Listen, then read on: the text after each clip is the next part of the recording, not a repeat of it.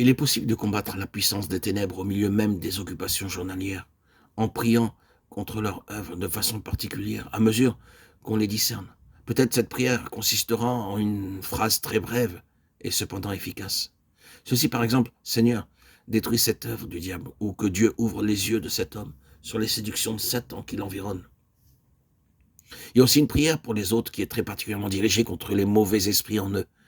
Mais pour la pratiquer, il faut tout d'abord être capable de discerner les symptômes de la présence de l'ennemi, puis savoir établir ce qui est de l'homme lui-même et ce qui est dû ou des mauvais esprits. Toute incertitude sur ce point affaiblira la puissance de la prière.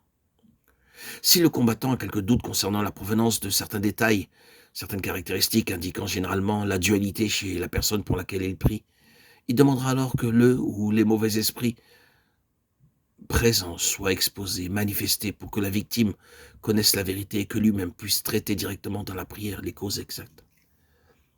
L'une des marques spéciales de la présence d'un mauvais esprit en quelqu'un ou avec quelqu'un, agissant sur quelqu'un ou par son moyen, quel que soit le degré de possession, bénin ou aigu, c'est un antagonisme contre la vérité sur la puissance des ténèbres et les mauvais esprits, antagonisme déraisonnable et irraisonné.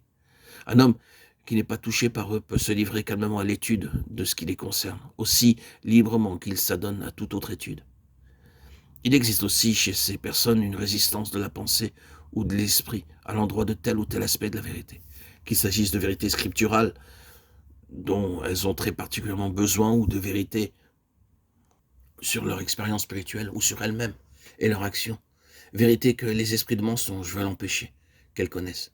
Alors que l'une des marques distinctives de la présence du Saint-Esprit agissant en quelqu'un ou par quelqu'un, c'est une pensée franchement ouverte à la vérité. Un désir, une soif ardente de vérité sans arrière-pensée au sujet des conséquences ou de la souffrance que cela peut comporter. Les croyants à tous les degrés de vie spirituelle se rangent du côté de Dieu lorsqu'ils disent « je veux être accessible à la vérité ».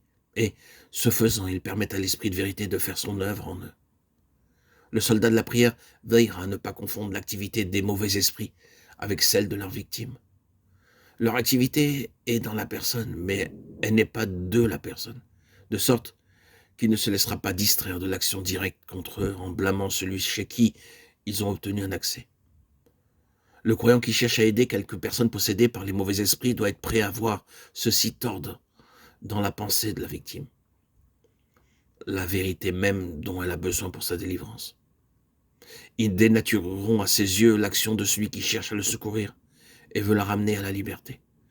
Parfois, les esprits menteurs se servent de la vérité qui a pour but de délivrer le croyant séduit et qui le délivre malgré toutes les apparences du contraire, pour le flageller sans merci.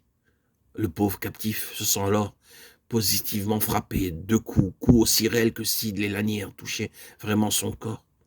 Il lui semble que les paroles de celui qui lui communique la lumière dont il a besoin et qu'il désire lui causent de profondes blessures. Mais s'il refuse de se laisser ébranler par la souffrance, s'il s'empare de la vérité, s'il l'utilise immédiatement en prière et combat contre l'ennemi, il a saisi l'épée de la victoire. Par exemple, s'il lui est dit « l'ennemi est en train de vous séduire » et qu'il répond immédiatement « c'est contre ma volonté », que Dieu me révèle toutes les séductions de Satan. Il a saisi, séance tenante, l'arme de la victoire.